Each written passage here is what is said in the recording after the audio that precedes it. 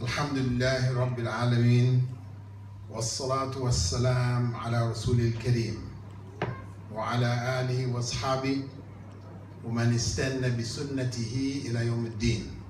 All praise is due to Allah, and may Allah's peace and blessings be on the last Prophet Muhammad sallallahu alayhi wa sallam, and on all those who follow the path of righteousness until the last day.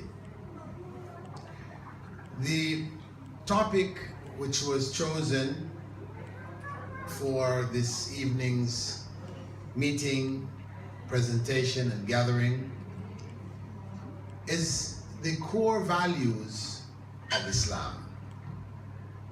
And the reason why this topic was chosen was because oftentimes Muslims miss out on the core key goals which Islam has for its members, those who have accepted it. Here, brother, there's a seat here. Right here.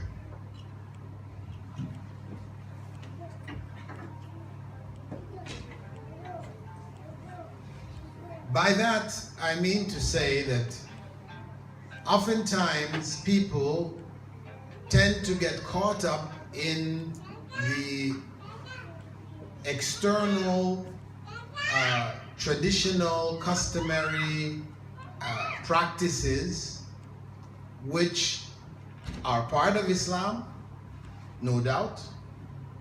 However, they are not in and of themselves the goals of Islam. We need to understand where the goals actually lie, so that we're not focused on the wrong aspects of Islam. Of course, as we said, the basic pillars of Islam, whether it is prayer, salah, fasting, saum, zakah, hajj, these represent the core principles which every Muslim is supposed to do. But they are not in and of themselves goals. They are a means to take us to a particular goal. Because I'm sure you all understand that Allah doesn't need our worship. These are all acts of worship. But Allah did not prescribe these acts of worship out of a need. Normally when we set principles and requirements, obligations, they're out of needs that we have. But Allah, most great and glorious, is beyond all need. So these principles or rituals, customs, traditions, these are ways and means of getting us to the actual goal that we should really be seeking. Allah said, وَمَا خَلَقْتُ الْجِنَّ وَالْإِنسَ إِلَّا لِيَعْبُدُونَ. I didn't create the jinn and humankind except to worship me. So we know that worship is something required of us as human beings. However, if no one on the face of the earth worshipped Allah, it would not affect him in any way. And if everyone on the face of the earth worshipped him, it would not benefit him in any way. So all of this is there for us. What Prophet Muhammad ﷺ summarized all of the various requirements of Islam in one word: morality. He said, إِنَّمَا بُعِثْتُ لِأُتَمِّمَ مَكَارِمَ الْأَخْلَاقِ. I was only sent to perfect for you the highest of moral character traits. It is about morality. We, as Muslims, don't have technology to offer the world today. There was a time in the past when we were the leaders of technology. People came to our centers of learning and learned from us, from Europe and other parts of the world. They came and learned. And we took from others.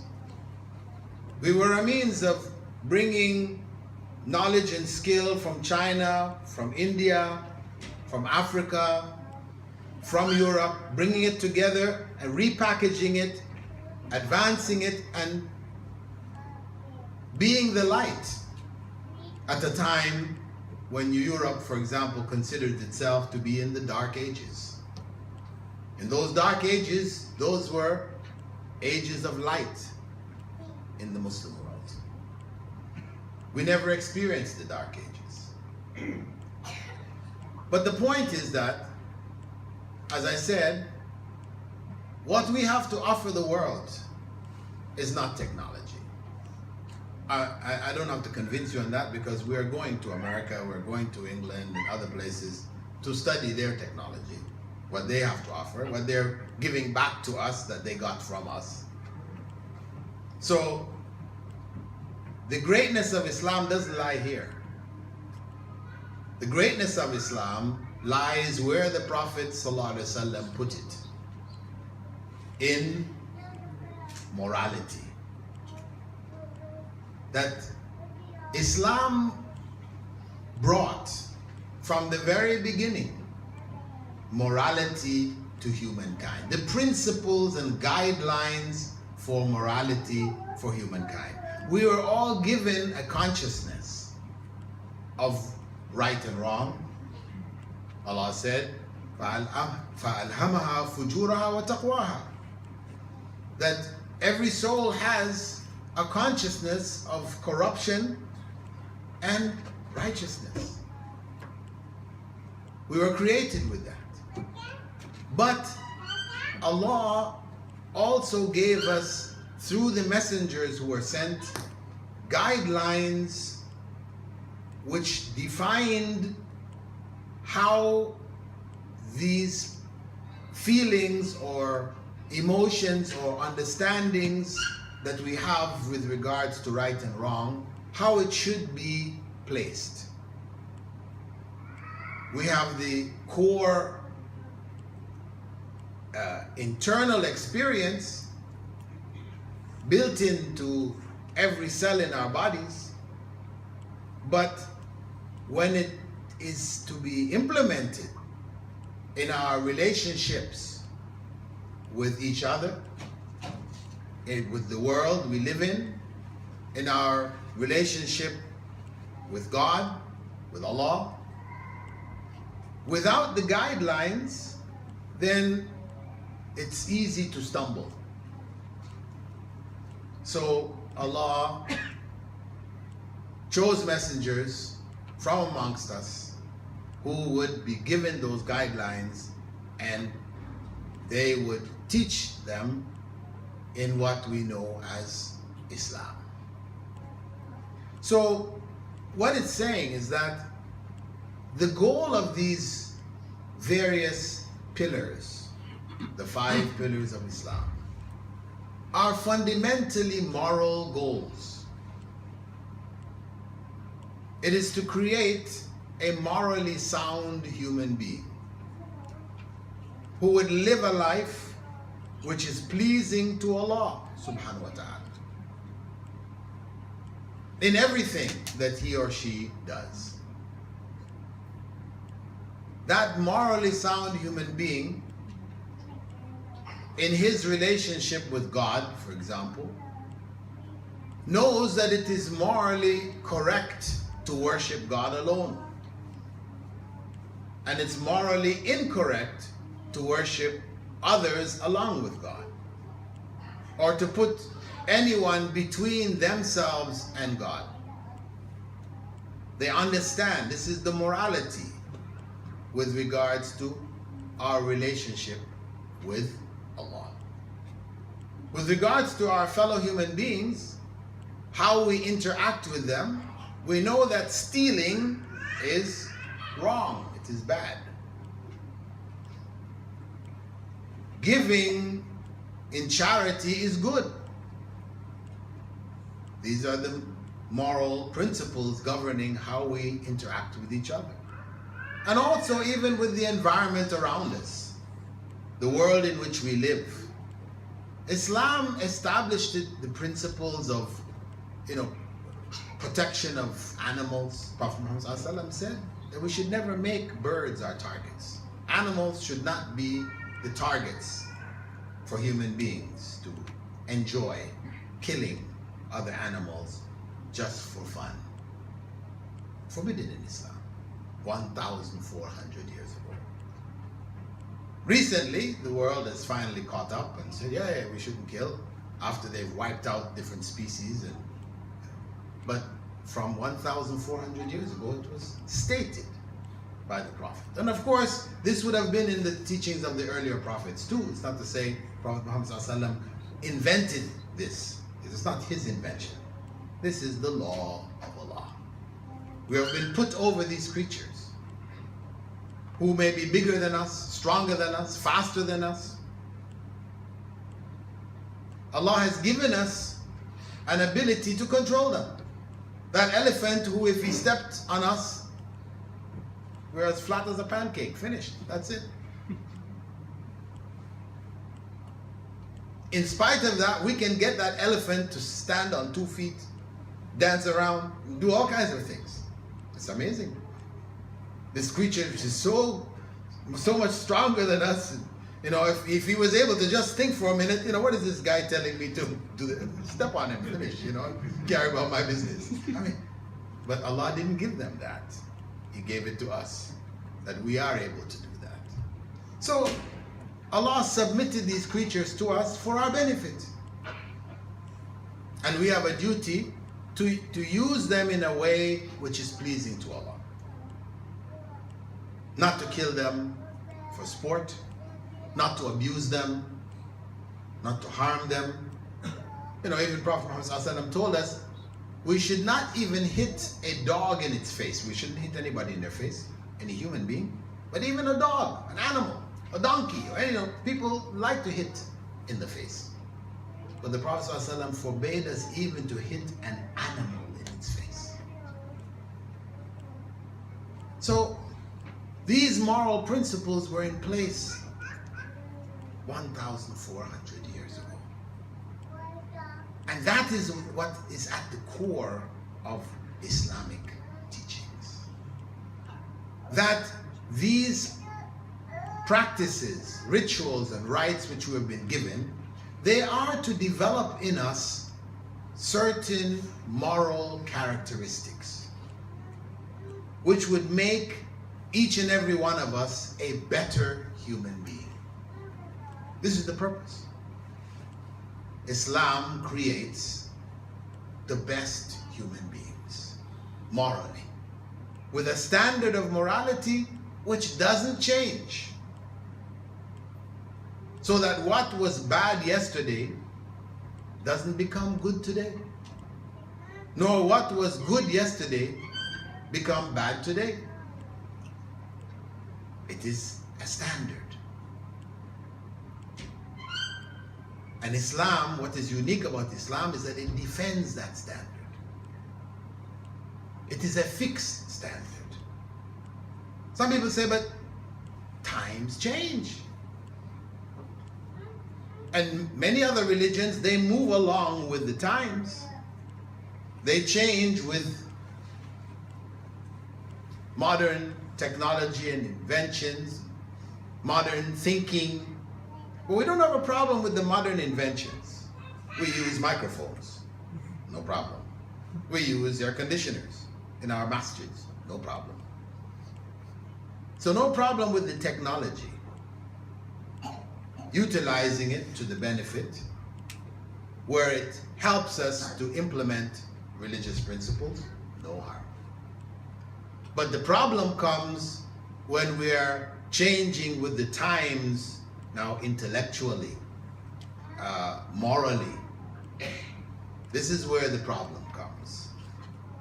Where in the past, for example, homosexuality in the West was an evil, a disease. Psychiatrists used to treat people who were homosexuals to try to correct them. They were considered sick. But from the 70s, late 70s, that was turned upside down. Homosexuality was removed from the psychiatrist's Bible, no longer considered to be an illness, and it was replaced by another illness. This was called homophobia. So the homophobes, those people who despise homosexuality, who consider it to be nasty, wrong, evil, they're the people now who are considered by psychiatrists to be sick. They're the ones who need to go to the psychiatrist and have their heads turned around so that they can accept and recognize and appreciate homosexuals. That's what we said. That kind of change we don't need. Because that kind of change is going against the nature of human beings. When Allah made homosexuality evil, punishable in the Old Testament by death, when Allah made that commandment, it was based on His knowledge of human beings who He created. He knew that people were not born homosexuals, like homosexuals like to say today. Homosexuals, lesbians, transvestites, and they have an LGBT thing now. It's not just homosexuals, you have to accept the whole range, you know. He knows that people weren't created that way, because it would not make sense that if Allah actually made a person, created a person a homosexual, and then declares that person to be evil and to be executed for his homosexuality, that doesn't make sense. That is unfair. And Allah is not unfair. Allah is not unfair. As He said in the Quran, وَلَا يَظْلِمُ رَبُّكَ أَحَدًا. Your Lord does not oppress anyone. He is not unfair to anyone. So the person who is a homosexual is a person who chooses to be a homosexual. That's the bottom line. And that's why there can be a punishment, because it is a choice. So what was evil, human society, from the time of Adam till our time, till thousands of years in the future, human beings will not change. They are human beings. Technology will change, but in terms of the basic makeup of the human being, there is no change. They will not change. And that's why the laws governing human society and morality, these laws which have been revealed by Allah, they don't need to change. So unlike the churches in the West, for example, where now you have homosexual priests administering to homosexual congregations as well as heterosexual congregations, that's considered a norm now. Only the Catholic Church remains, opposing it. And it's just a matter of time before they will be overwhelmed and eventually have to accept it. Only in Islam, we don't accept it, we didn't accept it, and we'll never accept it. Of course, it's not to say, because somebody might say, but in San Francisco, they have a homosexual masjid. They have one in Toronto also, and they have one in the UK. Yeah, we do have Muslims, who are doing this. This is reality, because countries allow that. They're free to do it. But Islam does not recognize it. It is still considered wrong. It doesn't mean that if you're a homosexual you can't be a Muslim. No, Islam doesn't say that. Homosexuality is not that different in terms of the law and how the law deals with deviation from adultery. Punishment for adultery is death. Punishment for homosexuality is death, if people are caught in the act. So this is not the issue. A person may commit a sin.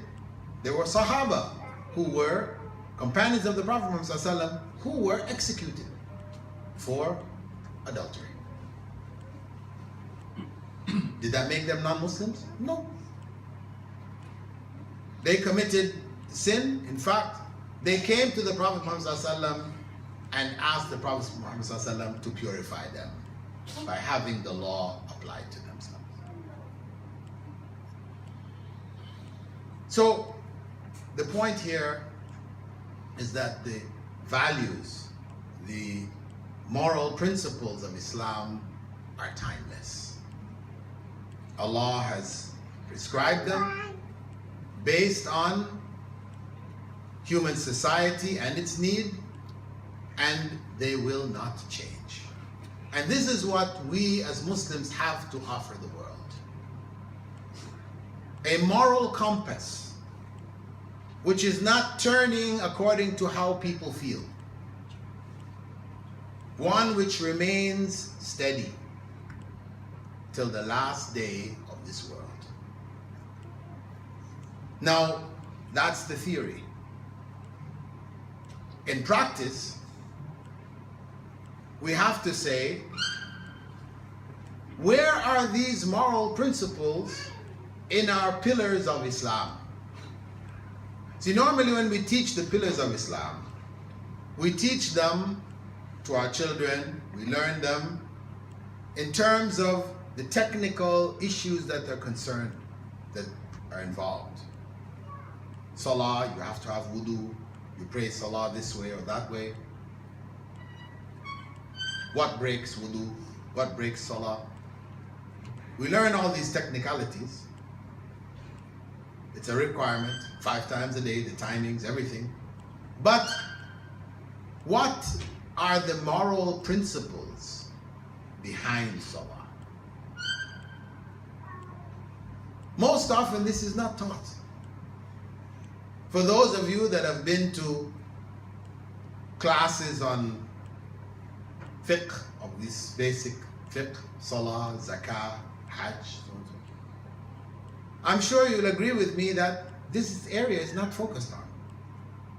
Maybe the teacher might mention a point or two, but this is not the focus. But if the Prophet Muhammad ﷺ said that what he was sent with was morality, then surely that must be the most important core principle. This is the core value of Islam.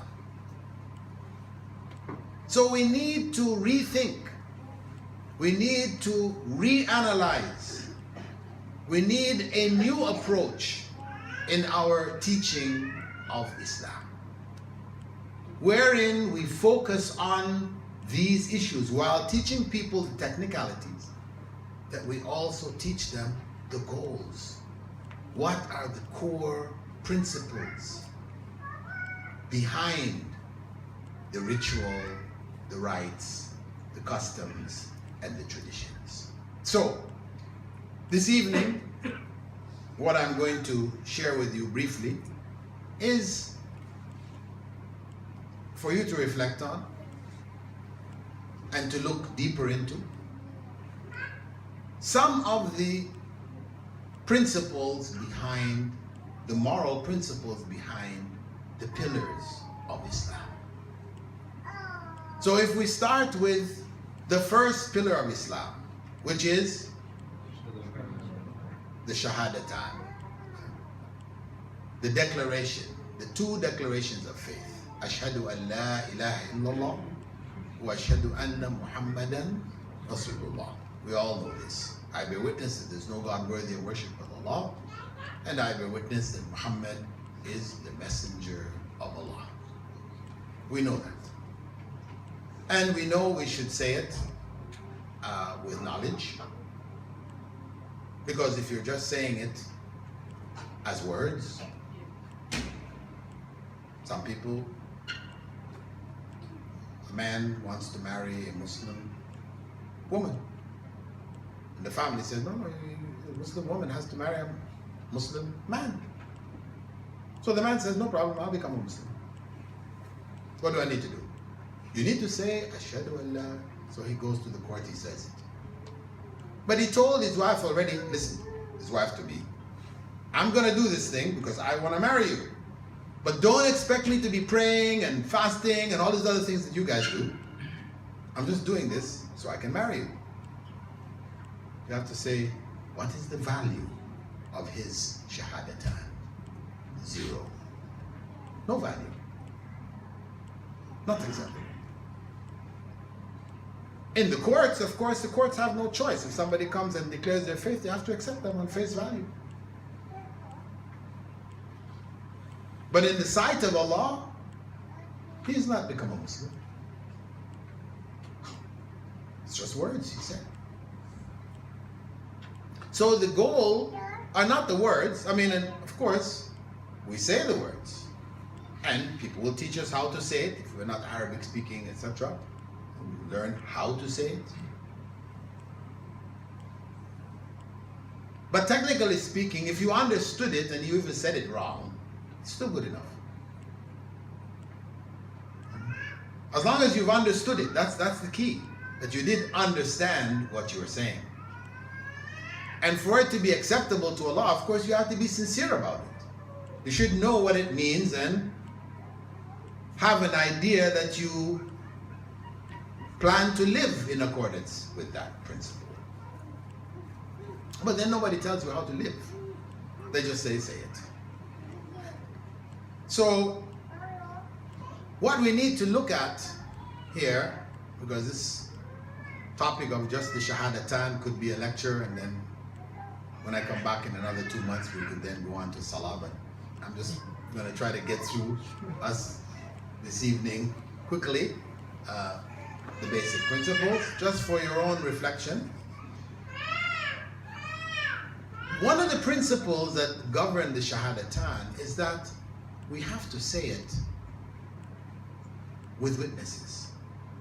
Other people have to witness us saying it.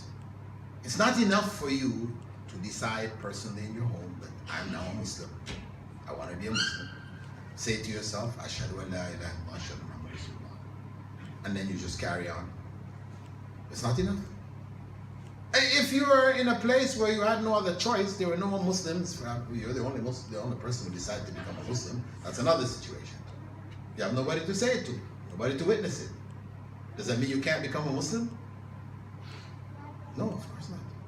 Of course you can become a Muslim.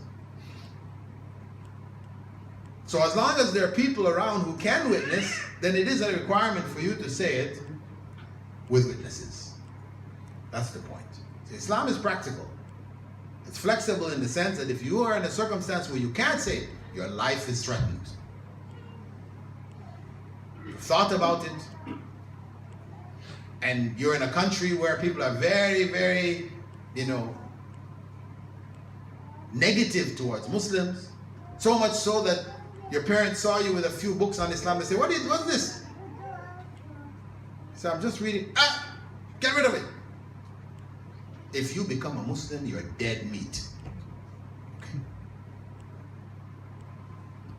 Or you're a young person, if you become a Muslim, you're kicked out of the house. You're on your own. You're only 14 years old, 15 years old. You don't have the means to look after yourself. So, okay, those circumstances, you make your declaration of faith to yourself. Parents don't know about it. You're a Muslim. But in circumstances, the general circumstance, the most common circumstances where people are available, you can say it before other people, you are required to declare it publicly. We call that public declaration. It doesn't mean getting up here and declaring it before everybody, a whole group of people, no. But at least a couple of witnesses, it is said. Now, why does Islam insist on that? Why is that a principle in the Declaration of Faith?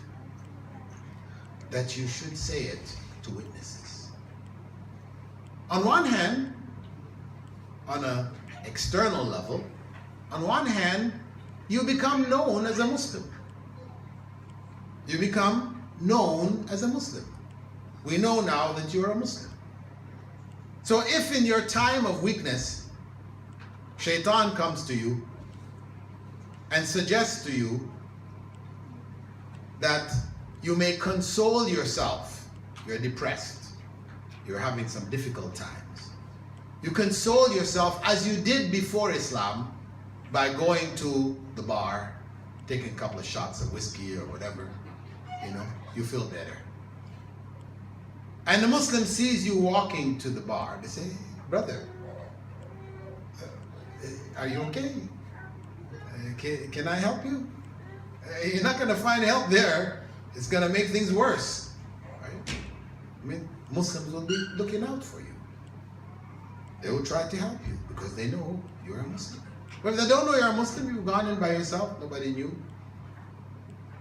And of course, that's the downward spiral. So there is practical benefit in there to be known as a Muslim. Also, the community can benefit from you. You may have some skills, some ability which the community needs. They can call on you. As you can call on them, they can call on you. Because Islam is a brotherhood, sisterhood, a community. Brothers and sisters in faith. But on another level, if we look at the moral level, we have to say that the moral principle, which may be derived from the open declaration of faith. Anybody have an idea what this principle would be?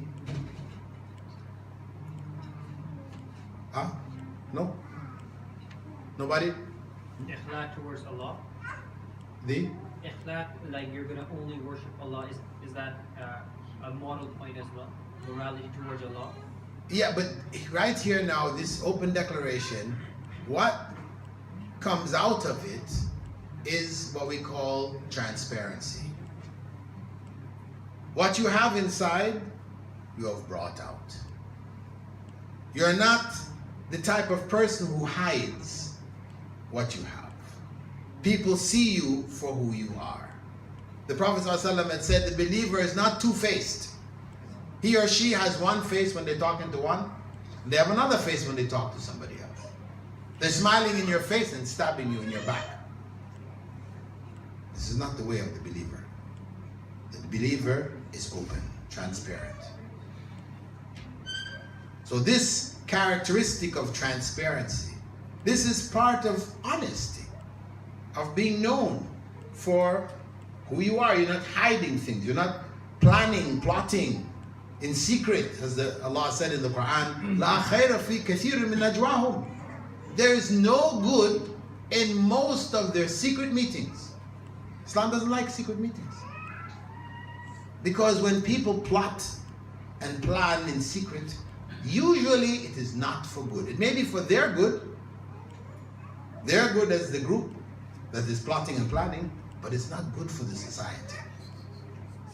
So Islam doesn't like this secret plotting and planning. And secret societies in general, most countries, they're opposed to them. We know that. The mafia, prosecutions, Masons, these groups, they're disliked by society in general. But in Islam, we are supposed to be open and honest. We advise people, we accept advice. Furthermore, because of the fact that we have accepted Islam and we know that Islam is the right way of life, we also, in our open declaration, would share that with others. Because if it was good for us, then surely it must be good for our parents, our brothers and sisters, our relatives. So we are motivated to share that which we have inside with others. So we have what you may call a missionary personality. We are on a mission in this world. We have been given this truth, and as the Prophet ﷺ had said, بَلِّغُوا عَنِّي وَلَوْ آيَةً. Convey whatever you have learned from me, even if it is only a single verse from the Quran. Share it. Salah. Salah, its main moral message, the core moral principle is what? Punctuality. Punctuality. Well, punctuality is taught in Salah because our Salah is at fixed times. To worship Allah alone. Zikr. Humbleness. To worship Allah alone, dhikr, Humbleness. humbleness, The connection between equality. Yeah, all of these are good principles inside of it, but the core, the most important one, Allah told us in the Quran. He said, "Aqimus salah li dhikri." Aqimus salah li dhikri. Establish the prayer in order to remember me. Dhikrullah. Consciousness of Allah. Taqwa. Same thing. Consciousness of Allah. That is the principle. To remember Allah. And this is important. Why? Because oftentimes non-Muslims will say to us, you listen, you Muslims, you pray 5 times a day. That's nice. But it is mechanical. As if you all are like robots, programmed. You get up in the morning, midday, afternoon, sunset, night, day after day after day after day. As for us, we pray to God, we worship God when our hearts feel that connection, when our hearts are softened to God. This is when we worship. This is the real worship. And we might bow our heads and say, yeah, it's true. It sounds so much better than what we do. No, it isn't better. It sounds theoretically better. But in real life, what happens is that person doesn't have that feeling today. So he doesn't worship Allah today. He doesn't have the feeling this week. So he doesn't worship Allah this week. This month, 6 months, a year. Years go by and he never or she never gets that feeling, so they never worship God. When do they worship God? When calamity strikes. That's when everybody worships God. Calamity strikes. Tragedy in your life. So yes, oh God, yes. Help me, God. You raise your hands. Everybody does. So that's when they do it.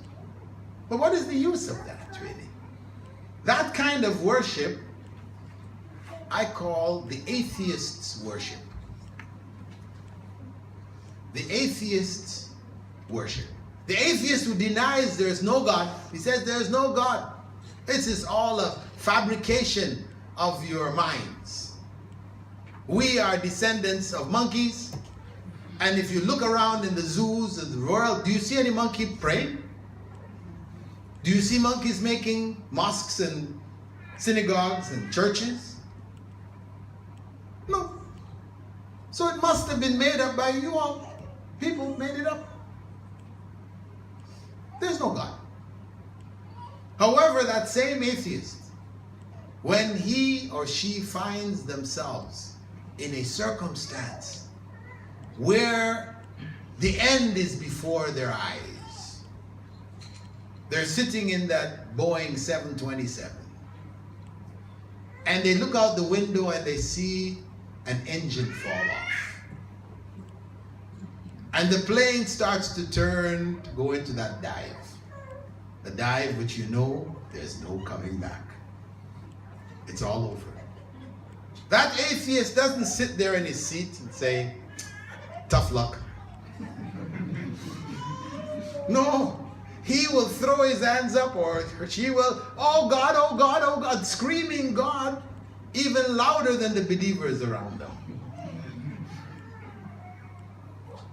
That's the atheist worship.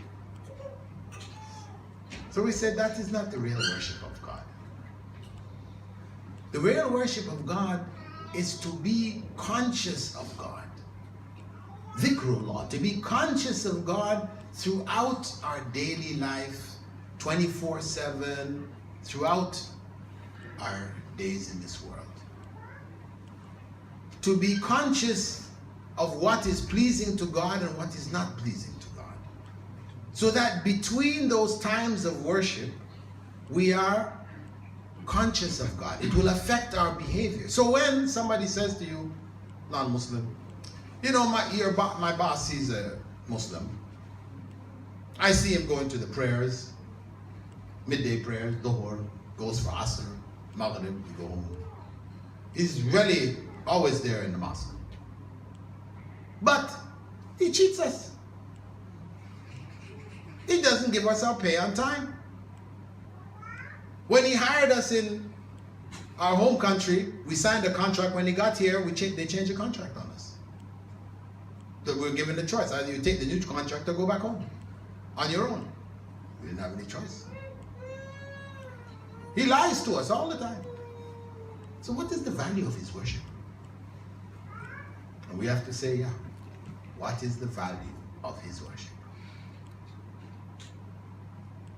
Because Allah also described the impact that worship should have on the individual when he said, Inna salah tanha anil fahsha'i wal munkar.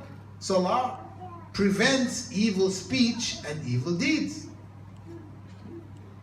Our consciousness of Allah should prevent us from these evils. So if we don't have that consciousness of Allah, we're just going through the motions, then we are praying while not praying.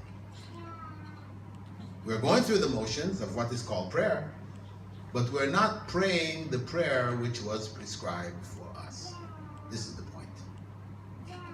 So salah should develop that consciousness of Allah, which would make us better people in how we communicate with others around us and how we deal with them financially and otherwise.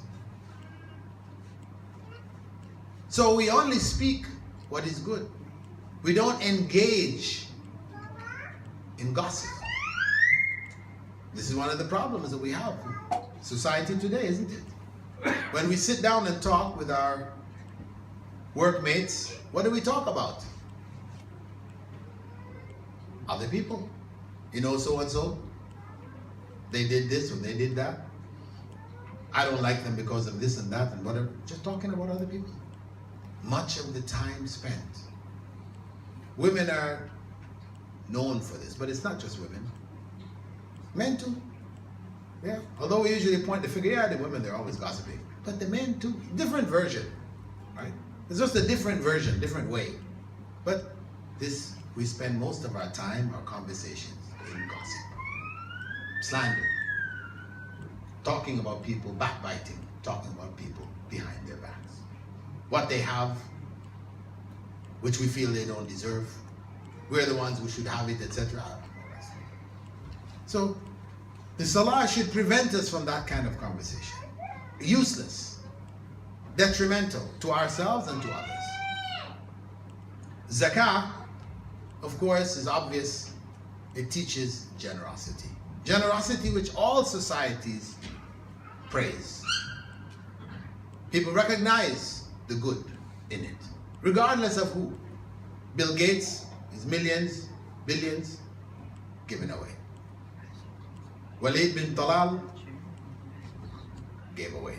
Others, people respect that. They say, wonderful thing. Most people aren't able to do that. They have wealth, can't let it go. Even though they can't spend it. Even though they don't have the means to spend it. Because there is this nature that we have also of greed. Not wanting to let go. The more we have, the more we want. So zakah is to tell us and to make us be generous. To help those who are in need in our societies, and to also decrease our level of greed, the greed which is in our hearts, to keep it down. It is also to develop compassion for others, to recognize the need. This is why when you have to give zakah, if in a society you're able to look for the people who are needy and give them yourself, it's better. Yes, we have societies that will do it for you. Just give them money, they give you a slip and it says zakah has been done. But the better way is to find those who are needy and help them. It has more meaning, has more of an impact when we see people in dire need. So zakah is to develop generosity and compassion. Fasting. Ramadan, fasting. Primarily, Ramadan is supposed to develop in us a sense of self-control. A sense of self-control. Now, what we are doing currently, we call it fasting, but in reality, it's feasting. We feast Ramadan. Instead of fasting Ramadan, we're feasting Ramadan. That's why, before every Ramadan here, doctors' recommendations before we start Ramadan, please don't overeat. Biggest problem they have during Ramadan is people coming in with ailments from overeating. Non-Muslims are looking at us and say, what? How is that? People are fasting 30 days and they're having ailments for overeating? That's kind of contradictory. And we will proudly tell them, we gain weight in Ramadan. Fasting is easy, we gain weight in Ramadan. Well, but is that the fast which was prescribed in Islam? One in which you will gain weight? Women spend the whole of Ramadan just in the kitchen. You have foods which are served in all the communities around the world. I've been to so many different parts of the world, and every community has special foods for Ramadan. It's only eaten in Ramadan. Right? Special foods. What's that saying? What is that actually saying? That our focus is on food. It's not about fasting, it's about the food. So it's not surprising that the goals of fasting are lost. Lost. We start the fast and end the fast the same way we started it. The fast is supposed to be improving us, making us better. Year after year we're being, developed. It's a period of development. But we don't develop. This Ramadan we will start just the way we started last Ramadan. Same way, same place, same space. So Ramadan has no impact on us. Self-control has no meaning. Oh yes, we don't fast between the dawn and the sunset. But before the dawn, we have eaten 3-course meals, our biryani and our, chicken this and fish that, and till we're completely full. We can't eat anymore. And then we go into the fast. We spend the next how many hours just digesting the food? Our bodies are just slowly breaking it down and absorbing it till half an hour before sunset, finally it's finished. Time to eat. Here comes iftar. And what is iftar? We have all these foods lined up again, you know. And when the adhan goes, we just dive in there and we're eating till we can't eat anymore. So what happened to control? Self-control is lost. There is no self-control there, really. We've turned the night into the day. The morning meal in English is called what? Breakfast. Breakfast is from break fast. We were fasting during the night, we're sleeping, can't eat. And you break the fast in the morning. It's called breakfast. So, what we did before Ramadan, at night, we just put it in the day. And we're doing breakfast at iftar. Right? We didn't eat during that period, but we ate so much before, we ate so much after, it has no impact on us. We don't feel hungry. But actually the fast, we're supposed to feel hungry. We are supposed to feel hungry. If we're not feeling hungry in the fast, then we're not really fasting. Because if, according to the Sunnah, Prophet Muhammad Sallallahu, we all know he used to break fast with what? 3 dates and water. Do you know he also started the fast with that too? Yes. It was Sunnah to begin with 3 dates and water also. Now you try a fast with 3 dates and water for suhoor.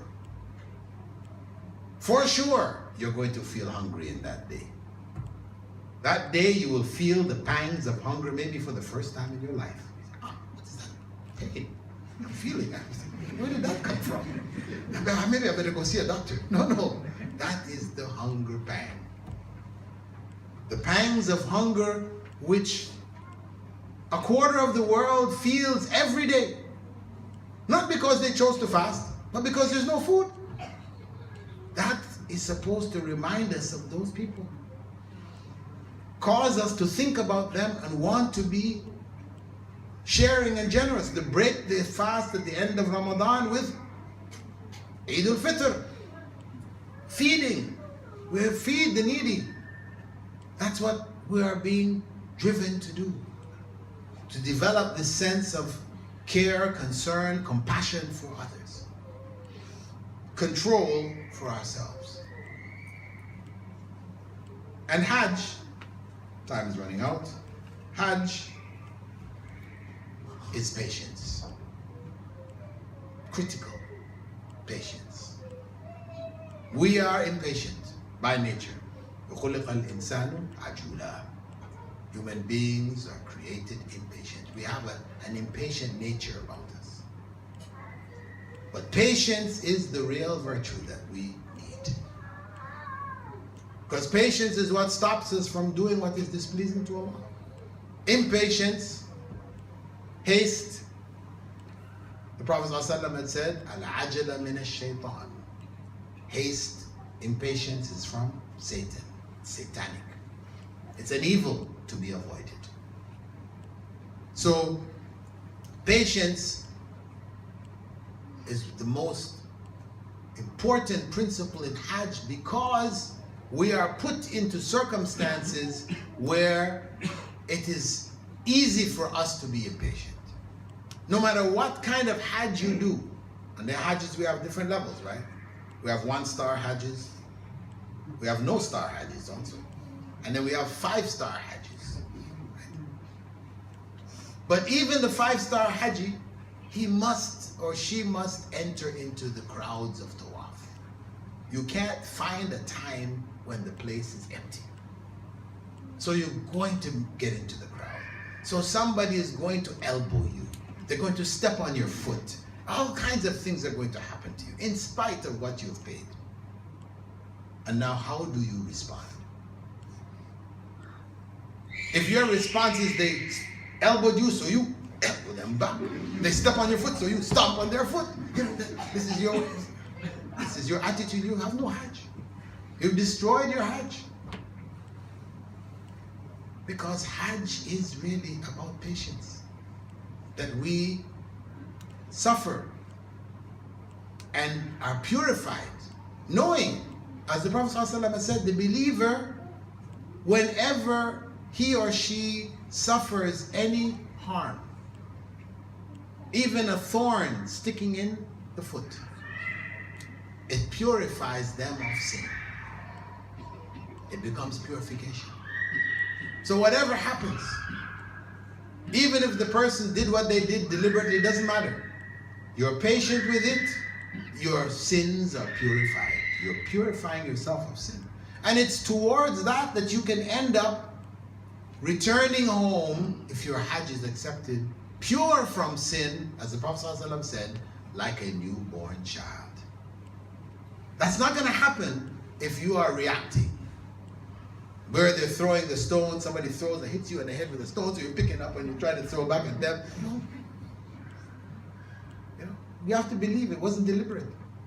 You have to control yourself in all those circumstances. So, patience. As the Prophet ﷺ had said, the true believer, his and her affair is amazing. And it's only in the case of the true believers. When difficult times come to them, they are patient, and Allah rewards them for it. When good times come, they're thankful, and Allah rewards them for it. That patience is the challenge. And that is Hajj. As well as also the moral, the universal moral, that we have an attitude towards human beings, all human beings, as being our brothers and sisters. This is in humanity. There are no races. People talk about races. There are no races. We're just human beings. There's just one race, the race of human beings. We're all children of Adam. The Hajj reminds us of that, because we come from countries where maybe we've never seen people looking like the people that we're seeing there. Hajj brings us together for us to experience that, to know all human beings are one. Islam is one. Allah is one. So those are just an introduction to the moral principles, the core values of Islam. And we need to rethink the pillars of Iman in a similar light. And in fact, all of the various other requirements that are put on us, whether it's hijab for women, what are the moral principles behind it? It's not just because Islam says you must cover, you must cover. There are reasons.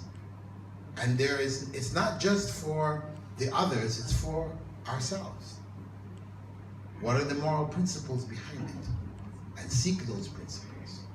So, inshallah, I hope that this brief introduction to the core values of Islam has fallen on open ears.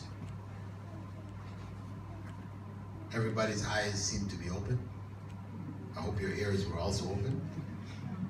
And inshallah, that you would implement this in your lives, in passing on Islam to your children, that you help them to understand these principles, let them know Islam from the moral principles, to the degree that we can. Of course, you're dealing with a 3-year-old child, no point talking about moral principles here. They can't understand it at that stage. But, again, once they reach the age, teach your children Salah by the time they're 7. Teaching them Salah means teaching them Salah with the moral principles. Not just that they go through the movements, but that they live those moral principles. What they say and what they do. Words of remembrance, being conscious of Allah. We try to give them that by the time they're 7. That's what the Prophet ﷺ was speaking about. Barakallahu fikum. I will stop here, inshallah. Our normal practice is to do